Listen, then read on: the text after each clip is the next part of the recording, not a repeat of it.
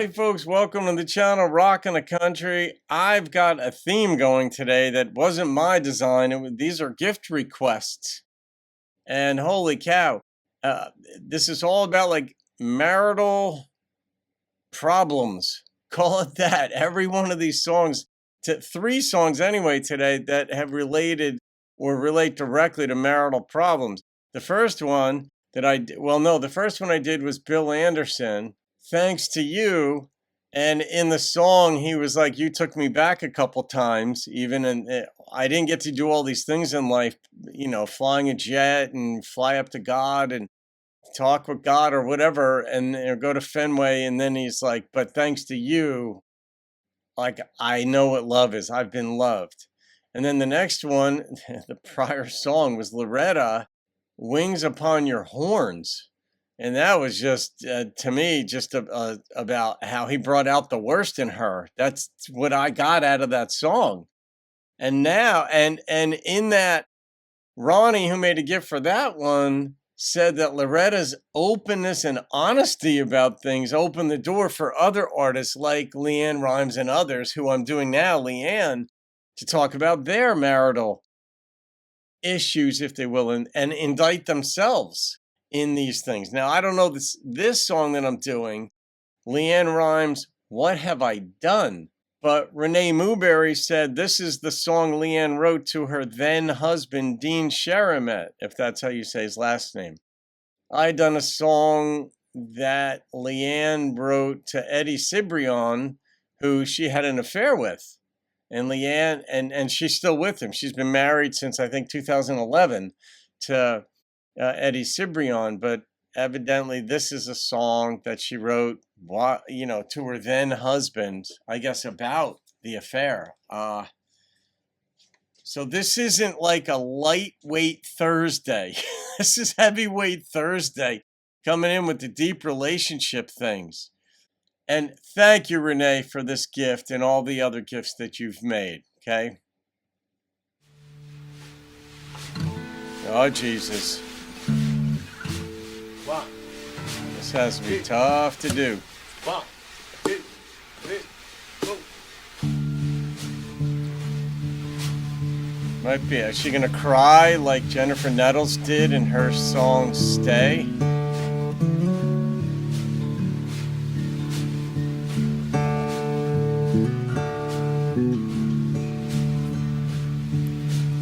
Oh my love, what have I done? Oh shit. Oh my love, what have I done? Shut down in your heart that I can't take back, when I said you were my first love, but you're not my last.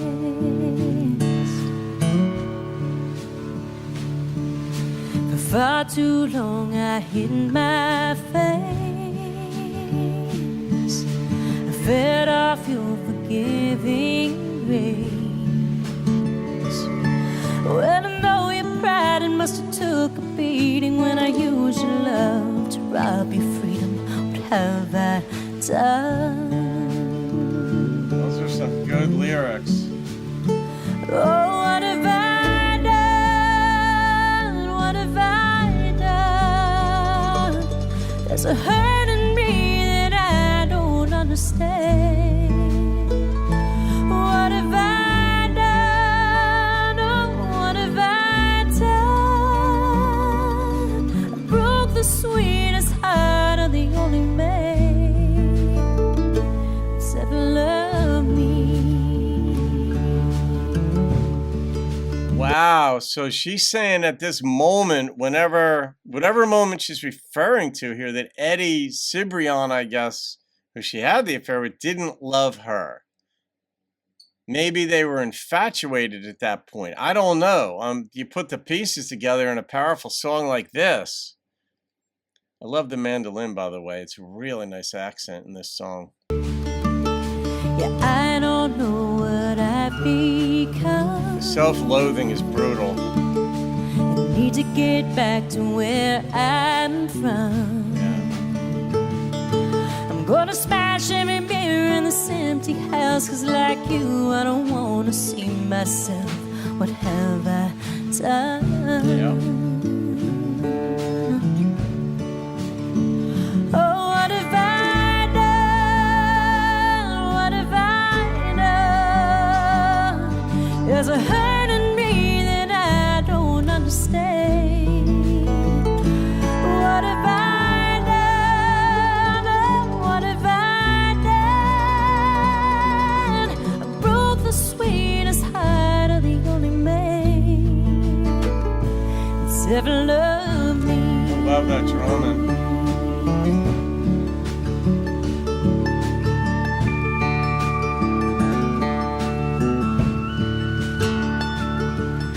Yeah, I hope you find someone new, Ouch, ouch, ouch.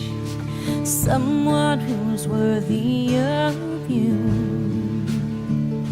Oh, when you look back, and I know you will, I hope you find a little good in me still. 'Cause I loved you enough to let you go. I'll always regret it. I hope you know what I have done. He'll always be scared. Oh, what have I done? Oh, what have I done? There's a hurt in me that I'll never understand. What have I done? Oh, what have I done? I broke the sweetest heart of the only man that's ever loved me. I bet she's never done this in concert. Oh, my love, what have I done? Oh, my love, what have I done? This song is digging the wounds deeper.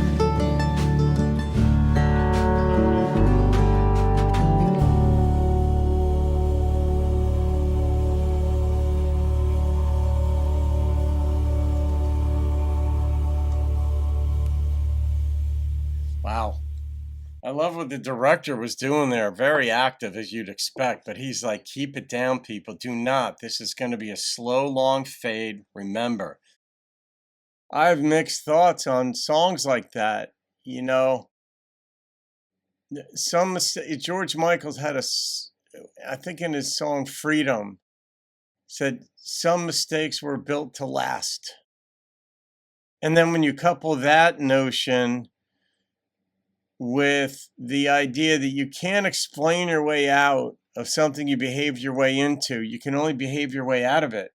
And in some situations, you can't behave your way out of it. This is one of them. Like if you've cheated on somebody and ruined the relationship, you cannot behave your way back out of it. And how and when she fell for Eddie, or they decided to sort of be more public with their relationship, I don't know, like the development. Sometimes you're like, shit, I got to take a break from all relationships. And maybe that's what LeAnn did even with Eddie. And then after the smoke cleared and she dealt with the grief and the self-loathing and all that she would have had, and that she had to deal with for her then husband, and then sort of got back on her 2 feet, if you will, and had to take the risk herself of feeling like she was worthy of love and loving someone else. Whatever she went through, she got through that and did it. But this is one of the songs that, I mean, it was beautifully done for what it was meant to do. I mean, it was phenomenal.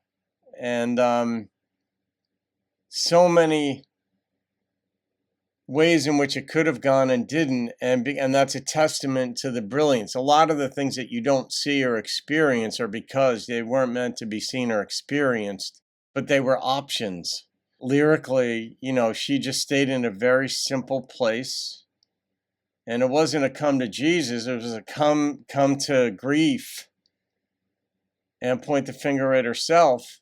But this is one of those songs that I think likely would have dug the wound deeper for him. I think it would have been better left either undone or merely sent to him. She's a performer. This is her career. This is her profession. This is what lives in her and has since she was very young. So it is her mode of expression. It may strike the rest of us as odd that she might communicate in this way, but this is one of the ways in which performers, poets write poetry about lost love and things like this. And this song, in some ways, was live poetry set to music. And artists lead different lives. They have different outlets. Some fine artists paint, and they may be able to paint their grief or their apology or whatever it is they're feeling. You know, I, in many ways, come from a place of deep, deep, deep compassion. And this song would have hurt him even more. So you can't heal. But then again, over time, who knows how he reacted to it? I can't say. Maybe it was touching and moving, or maybe initially it did hurt a lot, the way I'm feeling the hurt on his behalf here. But then over time, maybe he did appreciate that she wrote it. Maybe it validated maybe what he was saying to others, that I loved her so much, how could she do this? And maybe it just made it more believable what he had been maybe telling people, maybe his parents, his kids, I don't know if they had kids together, but like friends and such. Because the saying, most people know there's two people split, and you're going to have his side, her side, and then somewhere in there is the truth, or above there is the truth. And people know that that's how other people are looking at it. And in this one, maybe he was expressing calmly and lovingly on occasion, and you have to have some outlet for that kind of pain and grief that you're feeling to others, and you have trusted friends generally that you'll share a few things with. But her singing it may have aided in his healing and the extended community to which LeAnn and he both belonged. They had mutual friends and acquaintances and all that, and maybe it did help him hold his head up higher. It's entirely possible. So I'm torn on it, but I'm going to rate the song as going for what it was going for. And I mean, it's not sacrilege to rate a song like this. I just have misgivings about some songs because they're so freaking personal. But she put it out there that made it public. And the number was a 9.5. I think she got what she was going for in this one. It was flawlessly produced, beautifully. She didn't even look in the camera once, and that was to show us that she still has shame about it. I think that's what that is. And that also is one of those accents in a video that you're like, whoa, that really was well done on a lot of levels. Yeah, and maybe I'll get over my misgivings about having done the song in the first place. Sometimes you just have to live with your own faults. And if you have self-loathing, deal with your own self-loathing, but not go any further than that. Just privately deal with your own shit. And there's a lot of shit that we inflict on ourselves, and not, breaking every mirror in the lonely house or the empty house. Yeah, it's very difficult to look at yourself because you don't like what you see. But hey, we all do this at times in life. Not the exact details, but there are moments where we're like, God, how did I say that to that person? What? How do I not live up to my own standards? So anyway, what a trilogy of songs I've lived through this morning, people. I didn't know this is what I was signing up for, and I don't mind it. I like to feel. As much as I like to laugh, I like to feel and think, because this is very, very real stuff.